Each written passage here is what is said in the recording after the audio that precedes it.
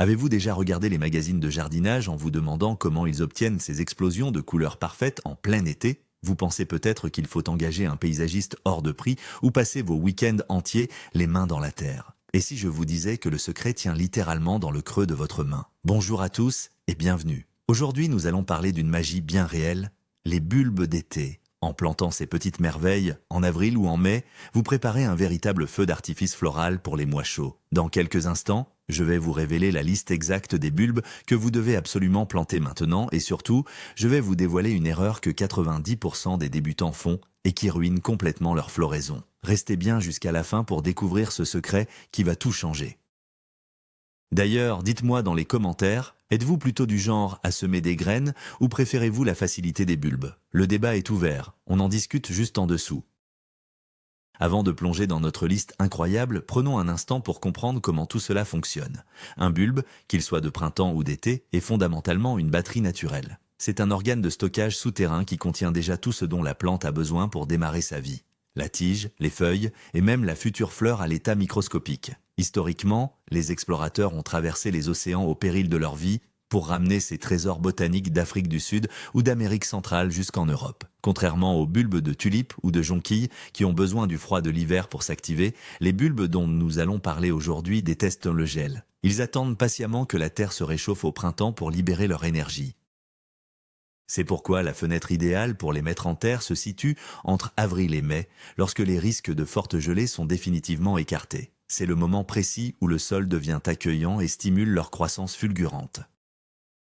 Commençons par un grand classique qui ne déçoit jamais, le glaïeul. Vous le connaissez sûrement pour ses grandes tiges majestueuses qui ressemblent à des épées fleuries. Beaucoup de gens pensent qu'il faut être un expert pour obtenir ces longues hampes florales que l'on voit chez les fleuristes professionnels. C'est un mythe absolu. En réalité, le glaïeul est l'une des plantes les plus faciles à cultiver si vous le plantez au bon moment, c'est-à-dire entre avril et mai. Imaginez un peu votre jardin au mois de juillet. Vous avez une rangée de glaïeuls d'un rouge velours éclatant ou d'un jaune soleil qui s'élève de fièrement à plus d'1 mètre de hauteur, attirant tous les regards de vos voisins. Pour obtenir ce résultat, il suffit d'enterrer le corme à environ 10 cm de profondeur dans une terre bien réchauffée. Une erreur très courante est de croire qu'il faut les planter très profondément pour qu'ils tiennent droit face au vent. C'est totalement faux. Si vous les enterrez trop bas, ils vont s'épuiser avant même de sortir de terre. La véritable astuce, c'est de les planter dans un endroit ensoleillé et de tutorer discrètement les tiges si vous habitez dans une région très ventée. Pensez aussi à étaler vos plantations. Plantez quelques bulbes tous les 15 jours. De cette façon, vous aurez des fleurs en continu jusqu'à la fin de l'été. Passons maintenant au roi incontesté de la fin de l'été, le dahlia. Techniquement, le dahlia pousse à partir de tubercules et non de véritables bulbes, mais le principe de plantation reste exactement le même au printemps. Les dahlias offrent une diversité de formes et de couleurs absolument hallucinantes. Des petites boules parfaites en forme de pompons jusqu'aux fleurs géantes de la taille d'une assiette à dîner. Imaginez la fierté de couper une fleur de dahlia rose fuchsia de 20 cm de diamètre pour décorer votre salon. Il y a cependant un mythe tenace qui dit que les dahlias sont des plantes de grand-mère un peu passées de mode. C'est tout le contraire. Ils font un retour en force spectaculaire dans les aménagements paysagers modernes. Lors de la plantation en mai, veillez à placer le tubercule à plat, à environ 5 à 10 cm de profondeur, avec le reste de la tige de l'année précédente pointant vers le haut.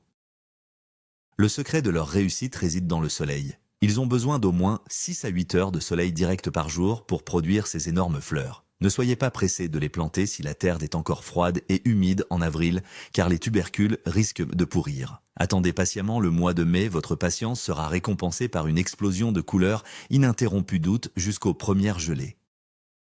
Abordons à présent le lys, le symbole ultime de l'élégance et du parfum envoûtant. Les lys sont des plantes incroyablement spectaculaires qui donnent immédiatement un aspect luxueux à n'importe quel massif.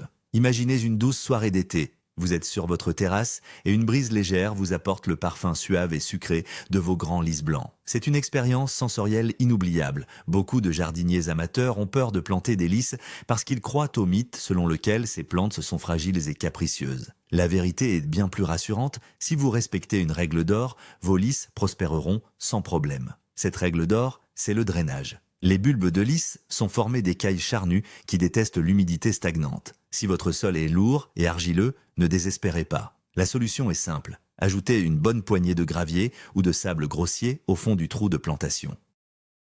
Cela créera un lit drainant parfait pour le bulbe. Plantez-les à une profondeur équivalente à 3 fois la hauteur du bulbe. C'est particulièrement important pour les lys, car beaucoup de variétés développent des racines non seulement sous le bulbe, mais aussi sur la tige enterrée. En les plantant assez profondément au mois de mai, vous leur assurez un ancrage solide et une nutrition optimale pour produire leurs magnifiques trompettes parfumées.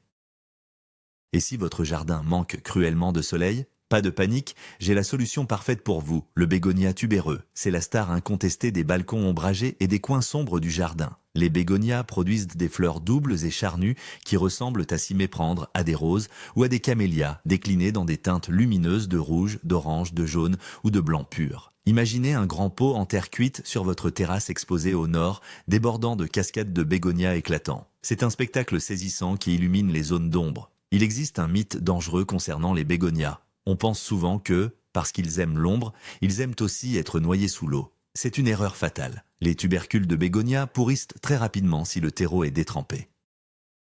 Le secret pour les réussir est de planter le tubercule dans un terreau léger, avec le côté creux orienté vers le haut, en le recouvrant à peine de terre. Vous pouvez même commencer à les réveiller à l'intérieur dans des petits pots dès le mois d'avril pour les sortir définitivement en mai quand les nuits d'eau sont douces. Arrosez seulement quand la surface du terreau est sèche au toucher. C'est la garantie d'une floraison spectaculaire et ininterrompue tout au long de l'été, sans le moindre rayon de soleil direct. Découvrons ensemble une fleur au design incroyablement moderne et épuré, le calla, que l'on appelle aussi arôme de couleur. Avec ses fleurs en forme de cornet élégant et son feuillage souvent moucheté de blanc, le calla apporte une touche très contemporaine et chic à vos aménagements. Imaginez border votre allée principale avec des callas d'un violet presque noir ou d'un orange feu. L'effet visuel est digne d'un jardin de designer. Le mythe qui entoure souvent l'arum, c'est de croire qu'il doit impérativement pousser les pieds dans l'eau, comme son cousin l'arum blanc sauvage de nos fossés. En réalité, les callas de couleur, qui poussent à partir de rhizomes tubéreux, préfèrent un sol frais mais très bien drainé. Si vous les plantez dans une boue stagnante, les rhizomes vont pourrir avant même de germer. Plantez-les au mois de mai, à environ 5 cm de profondeur. Ils adorent le soleil du matin mais apprécient un peu d'ombre aux heures les plus chaudes de l'après-midi. Une excellente idée est de les cultiver dans de grands pots. Cela vous permet de contrôler parfaitement l'humidité du terreau et de les mettre en valeur sur un patio. Leur floraison s'étale sur plusieurs semaines et leurs fleurs tiennent extraordinairement bien en vase. C'est vraiment la touche d'élégance dont votre jardin a besoin cet été. Si vous voulez donner un air de jungle tropicale à votre jardin sans voyager, vous devez absolument planter des cannas. Ces plantes géantes sont grandioses. Elles ne sont pas seulement cultivées pour leurs fleurs asymétriques, aux couleurs vibrantes, mais surtout pour leur feuillage exubérant. Les feuilles peuvent être vertes, pourpres, striées de jaune ou même tachetées, rappelant les feuilles de bananier. Imaginez un coin de votre jardin transformé en oasis exotique, avec des cannas de 2 mètres de haut, créant un écran de verdure luxuriant. Le grand mythe à propos des cannas est de croire qu'ils sont impossibles à cultiver sous nos climats tempérés et qu'il faut une serre chauffée. C'est faux. Les rhizomes de cannas adorent la chaleur de l'été européen. Il suffit de les planter fin mai quand le sol est bien chaud. Ils sont de gros mangeurs et de gros buveurs.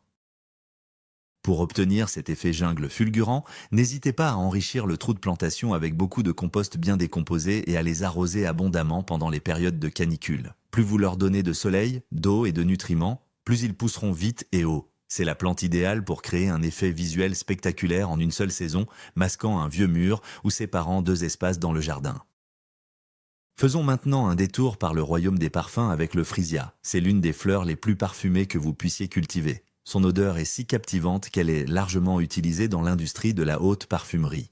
Les freesias produisent de délicates grappes de fleurs en forme de clochettes tubulaires disposées le long d'une tige courbée. Imaginez un petit bouquet de freesia fraîchement coupé sur votre table de chevet, diffusant des notes sucrées et poivrées dans toute la pièce. Il y a souvent une idée reçue selon laquelle les freesias sont réservés aux fleuristes et impossibles à faire fleurir au jardin. L'astuce pour briser ce mythe réside dans le moment de la plantation. Les cormes de freesia ont besoin d'une période de croissance fraîche avant de fleurir sous la chaleur estivale. Vous pouvez les planter en terre dès le mois d'avril dans un endroit bien ensoleillé. Plantez-les à environ 5 cm de profondeur, en groupe d'au moins 10 ou 15 bulbes pour un effet visuel saisissant. N'oubliez pas qu'ils aiment les sols légers. Si votre terre est trop compacte, ajoutez du sable. Et voici la vraie astuce de pro. Plantez un nouveau lot de cormes toutes les 2 semaines de mi-avril à fin mai. Ainsi, vous prolongerez la saison de leur parfum envoûtant pendant de nombreux mois. Pour enflammer vos massifs, rien ne vaut le crocosmia, aussi connu sous le nom de Montbrettia. Cette plante produit des grappes de fleurs en forme d'entonnoir, d'un rouge écarlate, d'un orange flamboyant ou d'un jaune d'or éclatant. Elles s'épanouissent au-dessus d'un feuillage vert tendre qui ressemble à de petites lances. Imaginez un après-midi doux, le soleil traverse les fleurs rouge sang de vos crocosmias, leur donnant l'aspect de véritables braises ardentes. C'est aussi un aimant absolu pour les insectes pollinisateurs et les papillons. Le mythe, qui circule parfois sur le crocosmia, c'est qu'il serait envahissant et impossible à contrôler. En réalité, bien qu'ils se multiplient d'année en année, ils sont très faciles à contenir. Il suffit de diviser la touffe tous les 3 ou 4 ans au printemps. La plantation se fait en avril ou en mai à 8 cm de profondeur. Ils sont incroyablement peu exigeants sur la nature du sol, du moment qu'ils ne restent pas inondés en permanence. Une fois installés, les crocosmias résistent très bien à la sécheresse estivale. C'est la plante parfaite pour un jardinier paresseux qui veut un résultat visuel fort et dynamique. Placez-les au milieu de graminées ornementales, l'effet de contraste entre la légèreté des herbes et la puissance des fleurs de crocosmia est digne d'un grand paysagiste. Parlons d'une plante qui apporte une touche architecturale et graphique unique, l'agapanthe. Connue aussi sous le nom de lys du Nil, elle offre de spectaculaires ombelles sphériques perchées au bout de longues tiges solides. Les couleurs varient du bleu profond au bleu ciel jusqu'au blanc immaculé. Imaginez de grandes poteries contemporaines encadrant votre porte d'entrée, débordant de ces immenses boules bleues qui semblent flotter dans les airs. C'est le summum du chic estival. Il existe un mythe très répandu sur l'agapanthe, particulièrement coriace. Beaucoup disent qu'elle doit absolument souffrir et avoir les racines complètement compressées dans un petit pot pour daigner fleurir. C'est une fausse croyance. Bien qu'elles tolèrent d'être à l'étroit, les agapanthes fleuriront beaucoup mieux et de manière plus spectaculaire si elles sont plantées dans un grand contenant ou en pleine terre avec de l'espace pour se nourrir.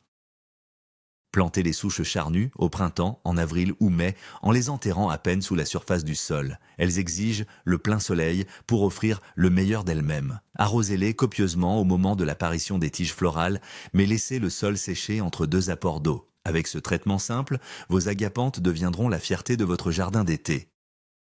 Si vous aimez l'aspect romantique et charnu des roses anciennes ou des pivoines, vous allez tomber amoureux des renoncules. Leurs fleurs sont de véritables pompons constitués de dizaines de pétales fins, comme du papier de soie, serrés les uns contre les autres.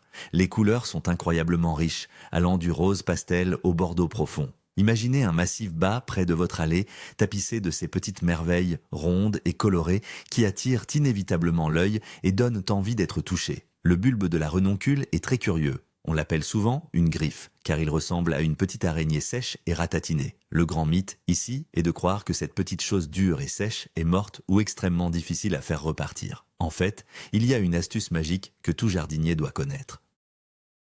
Avant de les planter en avril, faites tremper ces griffes dans un bol d'eau à température ambiante pendant 3 à 4 heures. Vous allez voir un miracle se produire. Les griffes vont gonfler et doubler de volume, devenant charnues et prêtes à pousser. Plantez-les ensuite avec les petites pointes dirigées vers le bas, à environ 5 cm de profondeur. Elles adorent le soleil, mais préfèrent une terre qui reste fraîche. Le résultat sera une abondance de fleurs parfaites, digne des plus beaux mariages. Restons dans la délicatesse avec les anémones de Caen. Ces petites fleurs simples, qui ressemblent à de gros coquelicots aux couleurs intenses avec un cœur souvent sombre, apportent une touche de gaieté incroyable. Elles existent en rouge, bleu, violet, rose et blanc. Imaginez un coin de votre pelouse ou le pied de vos arbres parsemé de ces étoiles colorées qui dansent à la moindre brise printanière ou estivale. Comme pour la renoncule, le bulbe de l'anémone ressemble à un petit bout de bois sec et difforme, souvent comparé à un petit caillou sombre. Le mythe principal avec les anémones, c'est la panique au moment de la plantation. Dans quel sens faut-il les planter? Les jardiniers débutants passent souvent des heures à chercher où est le haut et où est le bas. Laissez-moi vous rassurer tout de suite, cela n'a aucune importance. La nature est bien faite. Plantez ce petit tubercule à 5 cm de profondeur et la tige trouvera toujours son chemin vers la lumière du soleil, quel que soit le sens dans lequel il a été posé. L'étape cruciale, tout comme pour les renoncules, est de les faire tremper dans l'eau pendant une demi-journée avant de les mettre en terre au mois d'avril. Ce petit bain réveille la plante et garantit un démarrage rapide et vigoureux pour une floraison charmante. Pour ceux qui aiment les plantes rares et surprenantes, laissez-moi vous présenter la tigridia, souvent appelée la fleur de Paon. C'est sans doute l'une des fleurs les plus extravagantes que vous puissiez cultiver à partir d'un petit bulbe. La fleur est triangulaire, avec de grands pétales extérieurs colorés et un centre tigré ou tacheté de couleurs contrastées, rappelant le pelage d'un félin ou les plumes d'un oiseau exotique. Imaginez la surprise de vos amis en découvrant cette merveille tropicale au milieu de vos massifs traditionnels. Mais attention, la tigridia est entourée d'un mythe lié à sa beauté éphémère. On dit souvent que ça ne vaut pas la peine de la planter car la fleur ne vit qu'une seule journée. Il est vrai que chaque fleur éclose au lever du soleil et fane le soir même, mais ce qu'on oublie de vous dire, c'est que chaque bulbe produit plusieurs tiges, et chaque tige produit une succession de fleurs jour après jour. Si vous plantez un groupe de 20 bulbes de tigridia en mai, à 8 cm de profondeur en plein soleil, vous aurez un spectacle nouveau et éblouissant chaque matin pendant plusieurs semaines au cœur de l'été. C'est une plante qui nous apprend à savourer l'instant présent au jardin. Changeons complètement de forme avec le liatris, que l'on surnomme poétiquement les plumes d'apache. Contrairement aux fleurs en forme de coupe ou de marguerite, le liatris dresse de grands épis verticaux de petites fleurs touffues, le plus souvent d'un violet éclatant ou parfois blanche. Imaginez l'effet dynamique de ces lances violettes qui pointent vers le ciel au milieu d'un massif de petites fleurs, jaunes ou oranges. Cela crée un contraste de forme qui donne du rythme et du volume à votre jardin. La particularité fascinante du liatris, et c'est un excellent moyen de briser une idée reçue sur les fleurs en épi, c'est qu'il commence à fleurir par le haut de la tige et la floraison descend progressivement vers le bas. C'est l'inverse de la plupart des autres plantes en épi. Plantez ces petits cormes ronds au printemps à environ 10 cm de profondeur. Le grand avantage du liatris est sa robustesse exceptionnelle. Beaucoup pensent que de si belles fleurs demandent beaucoup d'eau. C'est un mythe. Le liatris est originaire des prairies sèches d'Amérique du Nord. Une fois bien installé, il tolère remarquablement bien la sécheresse et les sols pauvres. C'est l'allié parfait pour un jardin d'été éclatant sans avoir à passer des heures avec le tuyau d'arrosage. Préparez-vous à une surprise de fin de saison avec la nérine, aussi connue sous le nom de lys de Guernesey. Alors que la plupart des fleurs d'été commencent à s'essouffler et à faner en septembre, la nérine entre en scène de manière théâtrale. Elle produit de magnifiques fleurs en forme d'araignée élégantes, aux pétales fins et ondulés, dans des tons brillants de rose bonbon, de rouge saumon ou de blanc pur. Imaginez votre jardin en début d'automne, la lumière dorée du soleil couchant illumine ces éclats roses métalliques qui semblent jaillir de nulle part sur des tiges sans feuilles. C'est un véritable choc visuel. Le secret et le mythe de la nérine se trouvent dans sa méthode de plantation. La plupart des gens enterrent les bulbes de nérine beaucoup trop profondément, pensant les protéger. C'est l'erreur fatale qui les empêche de fleurir. Pour réussir vos nérines, vous devez planter le bulbe en avril ou mai de manière à ce que le sommet du bulbe, le collet, dépasse légèrement de la surface de la terre. Ils ont littéralement besoin de sentir les rayons du soleil cuire le haut de leur bulbe pour initier la formation de la fleur. Choisissez l'endroit le plus chaud et le plus ensoleillé de votre jardin, de préférence au pied d'un mur exposé au sud. Vous serez récompensé par un final éblouissant en fin de saison. Voulez-vous vraiment faire parler les voisins qui passent au-dessus de votre clôture? Alors, vous devez planter un eucomis, la fameuse fleur ananas. Son nom n'est pas usurpé. La plante produit une tige épaisse couronnée par une multitude de petites fleurs en forme d'étoile, le tout surmonté d'une touffe de petites feuilles vertes. Cela ressemble de manière frappante à un véritable ananas miniature planté au beau milieu de vos massifs. Imaginez ce point de focalisation dans un pot sur votre terrasse. Tous vos invités vous demanderont « Mais qu'est-ce que c'est que cette plante incroyable ?» Il y a un mythe qui laisse penser que les plantes d'apparence exotique nécessitent des soins quotidiens complexes. Le comice détruit cette idée reçue. C'est un bulbe extrêmement docile. Plantez-le en mai à environ 15 cm de profondeur dans un sol bien drainé. Il aime la chaleur et le plein soleil. Ses larges feuilles vertes charnues apparaissent d'abord, suivies par la hampe florale spectaculaire en plein été. Et le spectacle dure très longtemps. Même après la chute des petits pétales, la tige florale conserve sa forme sculpturale et reste très décorative pendant des semaines. C'est la touche d'originalité absolue, facile à réussir et impossible à ignorer dans un jardin d'été. Poussons l'exotisme encore plus loin avec l'ismène, souvent appelé le lys araignée. C'est une plante qui semble tout droit sortie d'un livre de science-fiction ou d'un jardin botanique tropical. Les fleurs blanches ou jaunes de l'ismène sont composées d'une coupe centrale entourée de longs pétales fins et courbés qui retombent gracieusement comme les longues pattes d'une araignée élégante.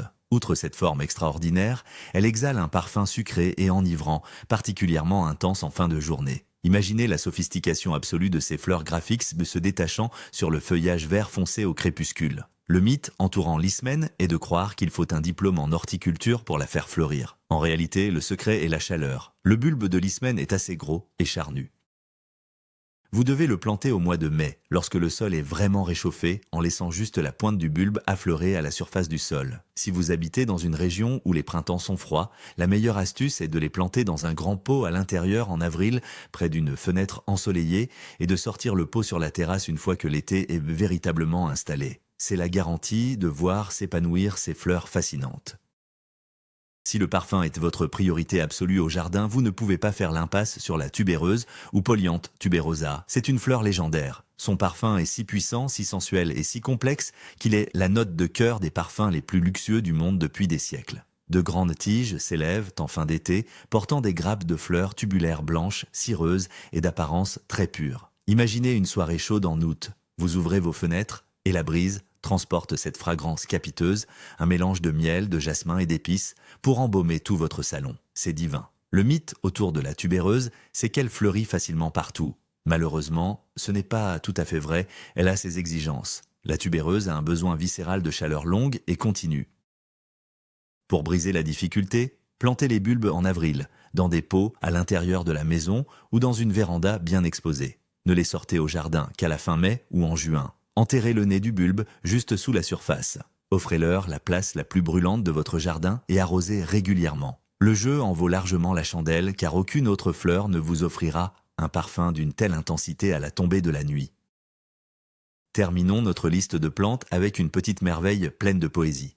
Le zéphiranthe, connu sous le nom magique de lys des fées ou lys de pluie. Ce sont de petits bulbes qui produisent des feuilles fines comme de l'herbe et de délicates petites fleurs en forme de crocus ou de lys miniatures, souvent roses, blanches ou jaunes. Imaginez les bordures de votre pelouse qui, du jour au lendemain, s'illuminent de dizaines de petites étoiles roses au ras du sol. La magie du zéphiranthe, et ce qui surprend toujours les jardiniers, c'est son comportement lié à la météo. Beaucoup croient au mythe qu'il faut les arroser tous les jours pour les faire fleurir. C'est tout le contraire. Dans leur milieu naturel, ils réagissent aux changements de pression atmosphérique et aux fortes pluies après une période de sécheresse. C'est pour cela qu'on les appelle lys de pluie. En été, quelques jours après un gros orage ou une forte averse estivale, vous verrez soudainement toutes les fleurs éclore en même temps, comme par magie. Plantez ces petits bulbes en avril ou mai, assez serrés, à environ 3 ou 4 cm de profondeur en bordure de massif ou en pot. Laissez la nature faire son œuvre et profitez de cette charmante surprise florale qui apparaîtra, comme par enchantement, après l'orage.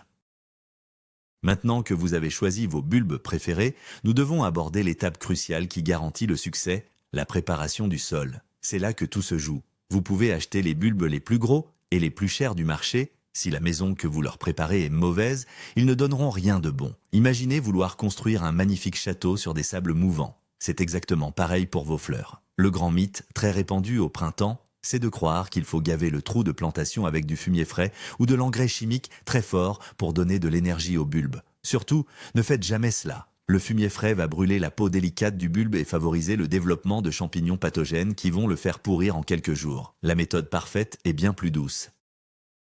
Creusez votre trou, ameublissez bien la terre au fond pour que les futures racines s'installent facilement. Mélangez simplement un peu de compost bien mûr et noir avec votre terre de jardin. Si votre terre est très lourde et colle aux outils, ajoutez impérativement du sable grossier pour assurer l'écoulement de l'eau. Placez le bulbe au fond, recouvrez de terre sans tasser comme une brute et le tour est joué. C'est cette simplicité qui garantit une floraison explosive. Enfin, parlons de l'entretien après la plantation et plus particulièrement de l'arrosage. Une fois que vos bulbes d'été sont en terre en avril ou mai, comment devez-vous vous en occuper? C'est le moment de déconstruire la dernière grande erreur que je vois tout le temps. Beaucoup de gens ont tellement hâte de voir leurs plantes pousser qu'ils arrosent la surface de la terre tous les jours avec un petit filet d'eau. C'est un mythe de croire que cela aide la plante. En faisant cela, vous encouragez les racines à rester juste sous la surface du sol, rendant la plante extrêmement vulnérable dès que le soleil tapera fort en juillet. La vraie technique secrète des pros, c'est l'arrosage en profondeur. Au moment de la plantation au printemps, arrosez un grand coup pour tasser la terre naturellement autour du bulbe et chasser les poches d'air. Ensuite, attendez. Laissez les premières feuilles sortir de terre avant de recommencer à arroser. Une fois que la plante est en pleine croissance sous la chaleur de l'été, arrosez 1 ou 2 fois par semaine mais abondamment. Imaginez que l'eau doit descendre jusqu'à 20 cm de profondeur pour encourager les racines à plonger loin dans le sol pour trouver la fraîcheur. C'est ainsi que vous obtiendrez des tiges solides, des fleurs gigantesques et des plantes qui résisteront sans problème à la canicule. Et voilà, vous savez tout. Le véritable retournement de situation dans toute cette histoire, c'est de réaliser que l'achat de quelques douzaines de bulbes en avril ou en mai vous coûtera à peine le prix d'un seul bouquet de fleurs chez le fleuriste. Pourtant, ce petit effort d'un après-midi de printemps va transformer votre jardin en une source inépuisable de bouquets magnifiques et de couleurs éclatantes pendant plus de 4 mois. Vous venez d'apprendre comment choisir les meilleures variétés, comment briser les mythes de plantation qui ruinent vos efforts et comment arroser intelligemment. C'est un investissement dont la rentabilité esthétique est absolument imbattable. Ne laissez pas passer cette courte période de plantation idéale. Prenez une truelle, choisissez vos couleurs préférées et allez mettre un peu de magie dans votre terre. Merci infiniment d'avoir regardé cette vidéo jusqu'au bout. Si vous avez appris quelque chose de nouveau aujourd'hui et que vous avez hâte de voir vos fleurs éclore, n'oubliez pas de vous abonner à la chaîne et de laisser un gros like, cela aide énormément. Et avant de partir, répondez à cette question dans les commentaires. Parmi toutes les plantes que nous avons vues aujourd'hui, de l'élégant lys à l'extravagante fleur de pan, laquelle allez-vous planter ce week-end? J'ai hâte de lire vos choix et je vous dis à très vite pour de nouvelles astuces jardinage.